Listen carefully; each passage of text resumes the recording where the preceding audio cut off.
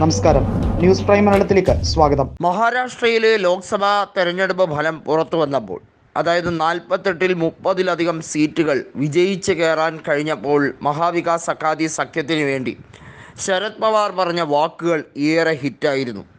ഞങ്ങൾ പ്രധാനമന്ത്രി നരേന്ദ്രമോദിയോട് നന്ദി പറയുകയാണ്. അദ്ദേഹം ഇവിടെ വന്ന് പ്രചരണം നടത്തിയ കാര്യത്തിൽ അദ്ദേഹം നടത്തിയ വിദ്വേഷ പ്രസംഗം ജനങ്ങൾ കൃത്യമായി മനസ്സിലാക്കേണ്ട രീതിയിൽ അത് മനസ്സിലാക്കുകയും മോദിക്ക് എതിരെ അല്ലെങ്കിൽ NDAക്കെതിരെ വോട്ട് ചെയ്യുകയും അങ്ങനെ മഹാവികാസ് അഘാദി സഖ്യത്തിൻ്റെ ഒരു വലിയ രീതിയിലുള്ള മുന്നേറ്റം നടക്കുകയും ചെയ്തു.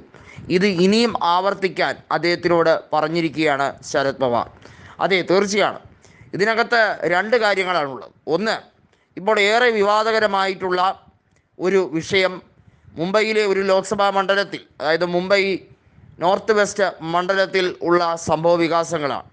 അവിടെ ശിവസേന ഷിൻഡെ വിഭാഗത്തിലെ നേതാവ് ജയിച്ചത് വെറും 48 വോട്ടുകളുടെ ഭൂരിപക്ഷത്തിൽ മാത്രമാണ്. അത് ഒരുപക്ഷെ അസാധുവാക്കാനുള്ള സാഹചര്യം ഇപ്പോൾ വരുന്നുണ്ട്. കാരണം അതിനുവേണ്ടിയുള്ള നിയമ നടപടികൾ, പോരാട്ടം അതിശക്തമായി തന്നെ ഇന്ത്യ മുന്നണി നടത്തുന്നു. ഒപ്പം തന്നെ ലോക്സഭാ തെരഞ്ഞെടുപ്പിന് ശേഷം ഈ വർഷം തന്നെ നടക്കാൻ പോകുന്ന നിയമസഭാ തെരഞ്ഞെടുപ്പുകൾ 3 സംസ്ഥാനങ്ങളിലുണ്ട്. ഒന്ന് മഹാരാഷ്ട്ര, മറ്റൊന്ന് ജാർഖണ്ഡാണ്.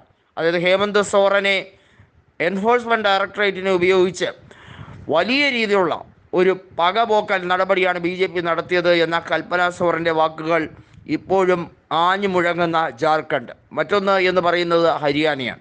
ഇതിനകത്ത് മഹാരാഷ്ട്രയിലെ നിയമസഭാ തെരഞ്ഞെടുപ്പിൽ 2/3 ഭൂരിപക്ഷവുമായി ഉദ്ധവ് താക്കറെ സർക്കാർ അധികാരത്തിൽ വരും എന്ന് അവർ ഉറപ്പിച്ചിരിക്കുന്ന രാഷ്ട്രീയ സാഹചര്യമാണ്. BJPക്ക് യാതൊരു പ്രതീക്ഷയുമില്ല. ഒരു തുടർഭരണത്തിലേക്ക് BJPക്ക് പോകാൻ കഴിയില്ല എന്ന് ഉറപ്പായിരുന്നു.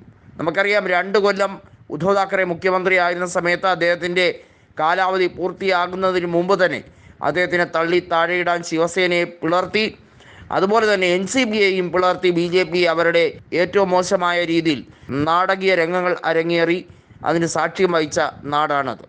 ഒരു കാലത്തും അത് ജനങ്ങൾ പൊറുക്കുകയില്ല എന്ന് ഉദ്ധവ് താക്കറെ പറഞ്ഞിരിക്കുന്നു. അത് മാത്രമല്ല, ജനങ്ങൾക്ക് ക്ഷേമപരമായ ഒട്ടനവധി നടപടികളുമായി മുന്നോട്ട് പോയ സർക്കാരിനെയാണ് അസ്ഥിരപ്പെടുത്തിയത്. അതും ജനങ്ങൾ ക്ഷമിക്കുമായിരുന്നു. പക്ഷേ തന്നെയും തൻ്റെ പിതാവിനെയും അവഹേളിക്കുന്ന രീതിയിലുള്ള പ്രഖ്യാപനങ്ങൾ നരേന്ദ്രമോദി നടത്തിയത്, അത് ജനങ്ങൾ എങ്ങനെയാണ് അതിന് മറുപടി കൊടുത്തതെന്ന് ഇപ്പോൾ മനസ്സിലായി കാണുമല്ലോ എന്നാണ് ഉദ്ധവ് താക്കറെ പറയുന്നത്.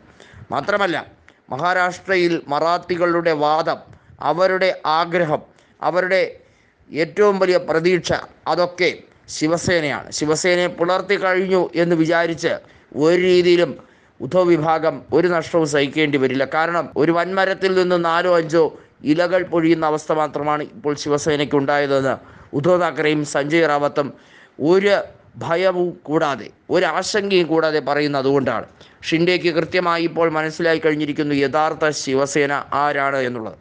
NCPയെ സംബന്ധിച്ചിടത്തോളം അതിൽ ലെവലിസം സംശയമില്ല. ശരത് പവാർ വിഭാഗത്തിന് ഉള്ള ഒരു മൃഗീയാധിപത്യം എത്രമാത്രമാണെന്നുള്ളത് അവർക്ക് കൃത്യമായി അറിയാം. അതേസമയം ശിവസേനയെ സംബന്ധിച്ചിടത്തോളമുള്ള കാര്യത്തിൽ ഷിൻഡെ വിഭാഗത്തിലുള്ള ഒരാളെയും അടുപ്പിക്കരുത്, തൻ്റെ പാർട്ടിയിലേക്ക് ചേരാൻ അനുവദിക്കരുത് എന്ന് പറഞ്ഞുള്ള ഒരു താക്കീതാണ് ഉദ്ധവ് താക്കറെ നൽകിയിരിക്കുന്നത്. നല്ലവരായ മറാത്തികൾ തങ്ങളോടൊപ്പം ഇനിയും ലക്ഷക്കണക്കിന് ഈ പാർട്ടിയിൽ കൃത്യമായും ജോയിൻ ചെയ്യും. അവർ ഇതിനുള്ള മറുപടി കൊടുക്കും. ഏക്നാഥ് ഷിൻഡെ അപ്രവാളികളിൽ മറയുന്ന, രാഷ്ട്രീയപരമായി വനവാസത്തിലേക്ക് പോകുന്ന കാലം വിദൂരമല്ല.